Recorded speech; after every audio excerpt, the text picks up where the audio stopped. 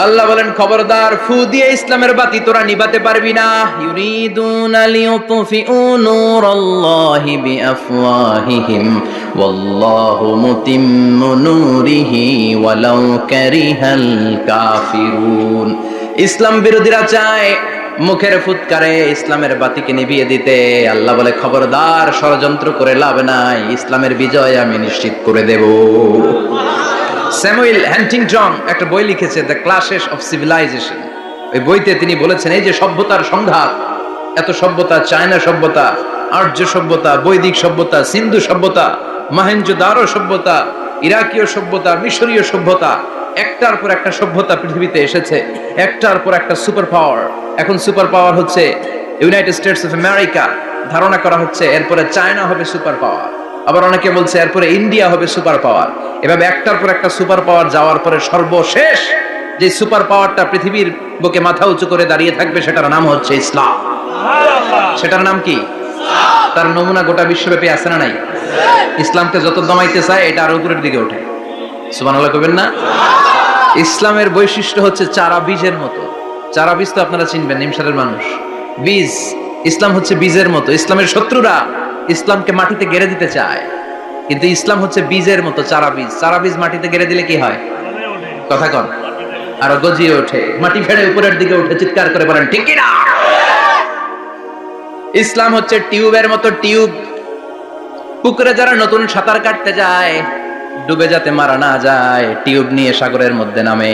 এই টিউবকে যত আপনি পানির নিচে ডুবাতে চাইবেন, টিউব আর উপরের দিকে ভেসে ভেসে ওঠে। সুবহানাল্লাহ পড়ে। ইসলামরে তোরা চিনে নাই? ইসলাম হচ্ছে চারা বীজের মতো। ইসলাম হচ্ছে টায়ারের টিউবের মতো। এটার যতই নিচের দিকে নামাইতে যায়, এটার বৈশিষ্ট্য হচ্ছে এটার ধাক্কা মারলে এটার উপরের দিকে ওঠে। সুবহানাল্লাহ কইবেন না?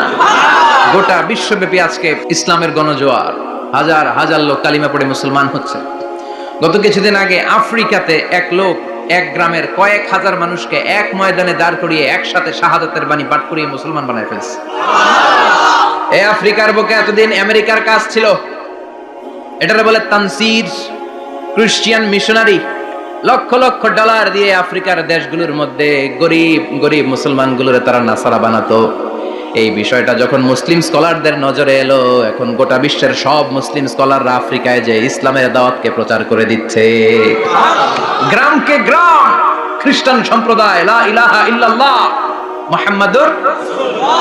ঝিনুকের ভেতর লুকিয়ে থাকে যেমন মতি, ঝিনুকের ভেতর লুকিয়ে থাকে যেমন মতি, কালমা শাহাদাতে আছে আল্লাহর জ্যোতি, কালমা শাহাদাতে আছে আল্লাহর জ্যোতি। পড়েন সবাই। ঝিনুকের ভেতর লুকিয়ে থাকে যেমন মতি, ঝিনুকের ভেতর লুকিয়ে থাকে যেমন মতি, কালমা শাহাদাতে আছে আল্লাহর জ্যোতি, কালমা শাহাদাতে আছে আল্লাহর জ্যোতি।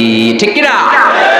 এই জ্যোতি যদি একবার কারো হৃদয়ের মধ্যে স্থান করে নেয়, এই নুরানি আলোর ছোটা যদি কারো হৃদয়ের মধ্যে জায়গা দখল করে নেয়, পৃথিবীর কোনো মতাদর্শ তার অন্তরের মধ্যে আর থাকতে পারে না। গ্রামকে গ্রাম আফ্রিকাতে এখন কালিমা পড়ে পড়ে মানুষ মুসলমান হয়ে যাচ্ছে। সুবহানাল্লাহ পড়ে। একদিন আমেরিকার হোয়াইট হাউসের উপরেও কালিমার লা ইলাহা ইল্লাল্লাহর পতাকা পতপত করে উড়বে। চিল্লায় বলেন ঠিক কি না? এজন্য আমরা বলি ওয়াবিল ইসলামি দীনা, ইসলামকে ধর্ম হিসেবে পেয়ে আমরা খুশি না বেজার? ইউরোপ, আমেরিকাতে মসজিদের সংখ্যা বাড়ছে, দাওয়াতি কাজের সংখ্যা বাড়ছে। এমনকি হার্ভার্ড ইউনিভার্সিটিতে, অক্সফোর্ডে, ক্যামব্রিজের ভেতরে, MIT, Massachusetts institute of technology, সায়েন্সে যারা পড়ে এদের স্বপ্ন এমআইটির ভিতরে ইসলাম ঢুকে গেছে। এজন্য ইসলামের আলোকে কেউ নিভিয়ে দিতে পারবে? ইসলামের গতিকে কেউ থামিয়ে দিতে পারবে? এটা অসম্ভব। এজন্য ইসলামের বিজয় সুনিশ্চিত। আমরা যারা লেগে থাকতে পারবো, আমাদের কপালকে উজালা করে দিবে কে? আর বিরোধিতা যারা করব তাদের সব শেষ, দুনিয়াও শেষ, আখিরাতও শেষ, আমও শেষ, সালাও। এজন্য আমরা বলি রাদিতু বিল্লাহি রাব্বা, আল্লাহ তোমার রব হিসেবে পেয়ে আমরা বড্ড খুশি। ওয়াবিল ইসলামি দীনা, ইসলামকে ধর্ম হিসেবে পেয়ে আমরা খুশি। ওয়াবি মুহাম্মাদিন রাসূলা, বিশ্ব নবীকে রাসূল হিসেবে পেয়েও আমরা খুশি না বেজার? এমন রাসূল, গোটা বিশ্বের শ্রেষ্ঠতম রাসূল, শ্রেষ্ঠতম ব্যক্তিত্ব, যার কাছ থেকে পজিটিভ কোনো জিনিস ছাড়া নেগেটিভ কোনো জিনিস প্রকাশিত হয় নাই। সব ইতিবাচক। Always come back positive, not go back negative. সব সময় পজিটিভ বলতেন, পজিটিভ ভাবতেন, পজিটিভ কাজ করতেন। কোন নেগেটিভ নেতিবাচক কোনো কিছু বিশ্বনবীর জীবনে খুঁজে পাওয়া যায় না। চিল্লায় বলেন খুঁজে পাওয়া যায়? As a father, as a husband, as a commander, as a lawyer, as a reformer of the society, Muhammad is the superman of the world. গোটা বিশ্ব এখন তাকে সুপারম্যান ভাবতেছে, বস অফ দ্য অল বসেস। পৃথিবীতে যত বস এসেছে সব বসের সবচেয়ে বড় বস হচ্ছে বিশ্বনবী মুহাম্মদ সাল্লাল্লাহু আলাইহি ওয়াসাল্লাম। এজন্য আমরা বলি অবি মুহাম্মাদিন রাসূলা। আল্লাহকে রব হিসেবে পেয়ে আমরা যেমন খুশি, ইসলামকে ধর্ম হিসেবে পেয়ে তেমন খুশি, বিশ্ব নবীকেও রাসূল হিসেবে পেয়ে খুশি না বেজার? কথা কন। এই বিশ্ব নবীর ভালোবাসা যদি অন্তরে না থাকে জান্নাতে ঢোকা যাবে নাকি? আল্লাহর ভালোবাসা, বিশ্ব নবীর ভালোবাসা অন্তরে থাকার দরকার আছে না নাই?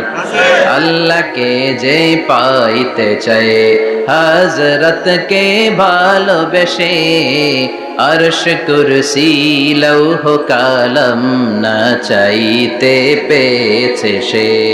হযরত কে ভালোবেসে, আরশ কুরসি লৌহ কালাম না চাইতে পেয়েছে সে। চিল্লায় বলেন ঠিক কিনা? নবীর ভালোবাসা অন্তরে থাকতে হবে। তাহলে তিনটা জিনিসের ঘোষণা আমরা দেই নামাজের পর।